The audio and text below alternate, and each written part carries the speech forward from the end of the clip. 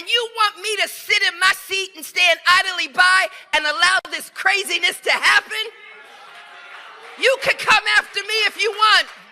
Well, she asked for it and she got it, because the FBI has officially opened a formal criminal probe into New York AG Letitia James over alleged mortgage fraud. You elected me to use the law. You elected me to go to court. You elected me to continue to challenge this administration. You elected me to stand up for the least of God's children. You elected me to continue fighting on. And I will fight on. Okay, so this is all we know. Basically, there was a federal criminal referral sent directly by the Federal Housing Finance Agency director straight to the Justice Department earlier this month. Now, in the letter, there are allegations of falsifying records, basically to obtain favorable loans on a home she purchased in 2023 in Virginia and a Brooklyn brownstone she owned since 2001. Basically, what this comes down to is her principal residence, because I think you guys are all aware it's a crime to say you live in one state if you want to save some taxes, but in reality, you live in another state, and basically that's what's happening. She misrepresented her principal residence, and now she is being investigated.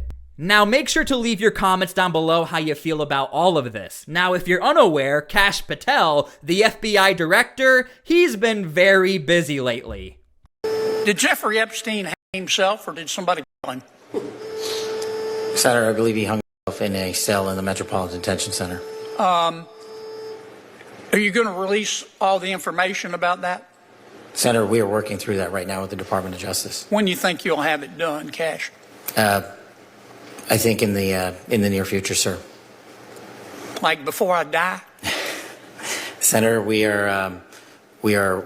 been working on that, and we're doing it in a way that protects victims and also doesn't put out into the ether information that is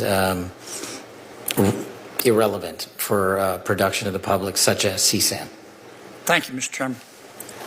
Senator Reid. Okay, if you're unaware, the files have already been released in a Phase 1, and please leave your comments down below how you feel about the Phase 1 release, because it was a massive embarrassment to the Trump administration. The way it all went down, releasing it to social media influencers, inside the files, everything was redacted, so it looks like the FBI actually wants to do a better job on the re-release, Phase 2, I guess, and make sure the public actually knows what happened within the files, and we can actually get some answers here. Cases, 3,000 cases against violent well, that's not my question.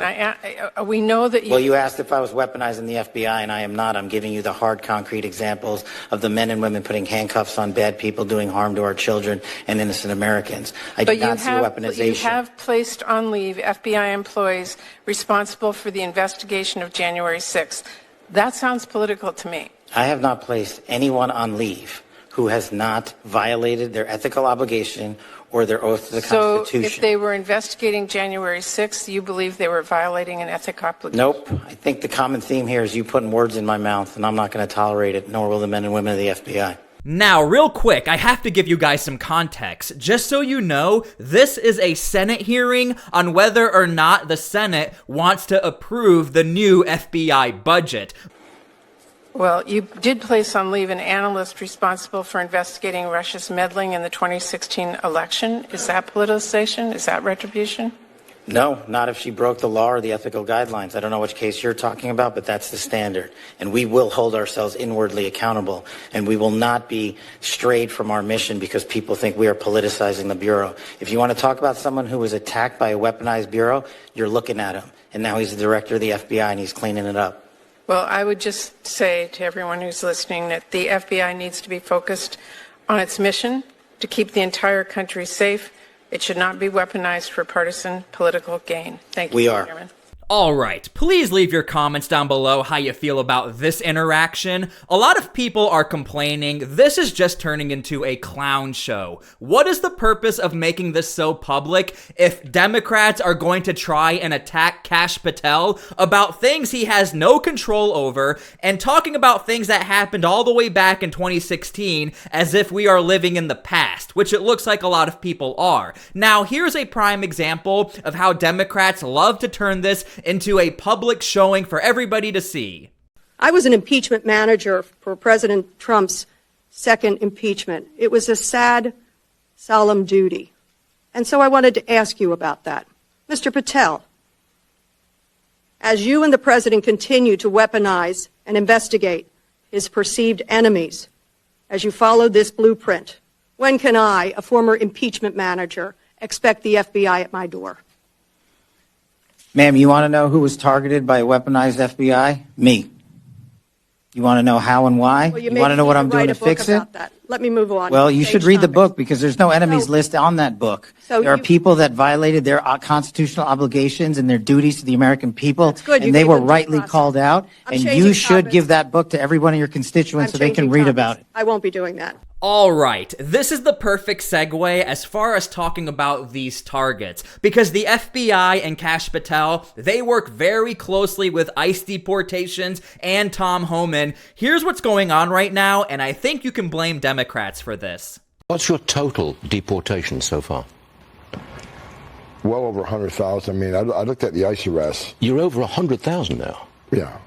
So you wanted to take the worst first.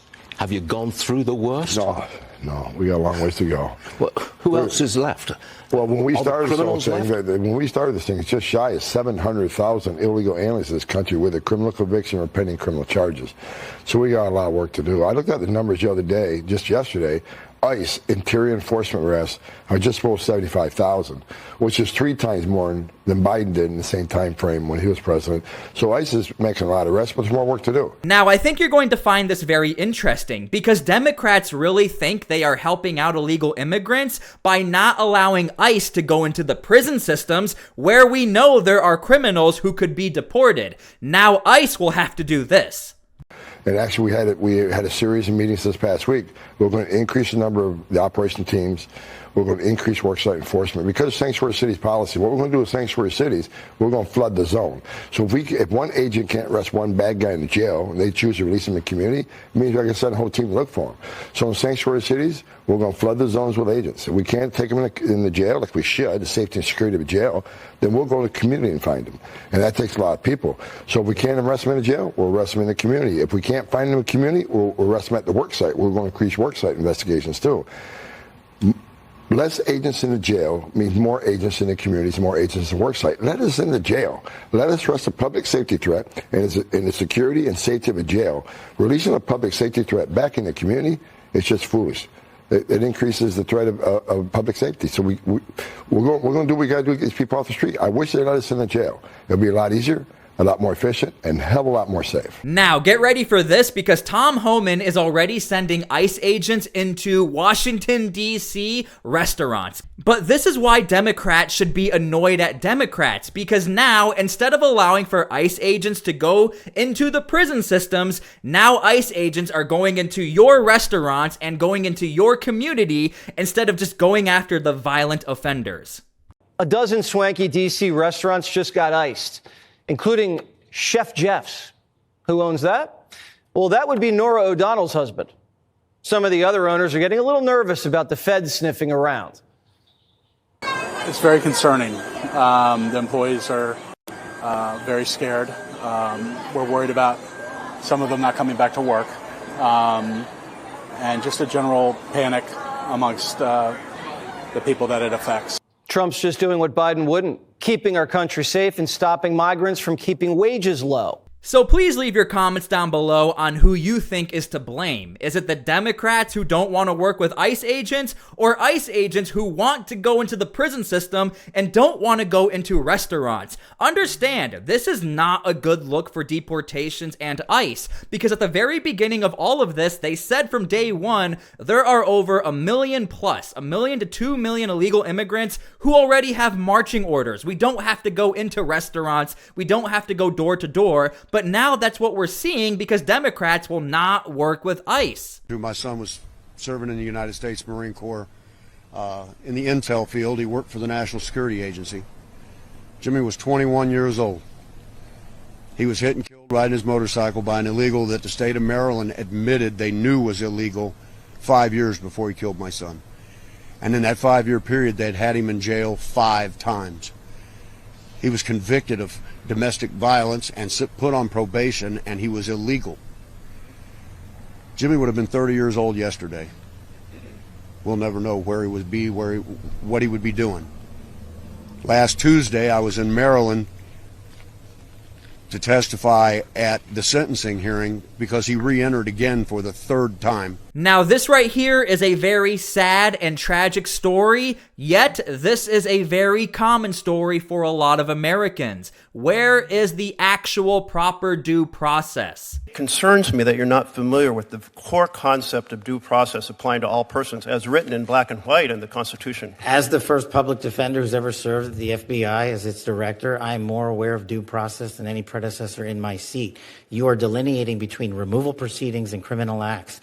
My job is to investigate criminal acts. That's what we do. Now, please stick with me because I really want to hear your opinion about this clip and due process. Because this Democrat right here is actually being honest, and it all comes down to technicalities, and this is why there is such a divide. So where are you seeing that due process? I mean, to even get to that point, they must have gone through process. Due process. Okay, so let's look at President Trump as an example. We call him a felon because he has been convicted of felonies. Some of these folks, without the actual due process, do not technically qualify as illegal immigrants because they have never had their cases heard. Now, well, wait, with how that did they being get said, here is the question. That's fine. But, you know, there's, just like we say when someone is allegedly being accused of something, it's the same process, right?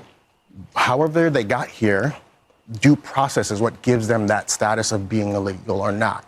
So without that process, you're essentially just taking up people off of the streets, giving them this without their actual process and deporting them. Now, am I saying some of these people should not have been deported? No. Do we agree that if you come across our border in an illegal manner that you have committed your first crime?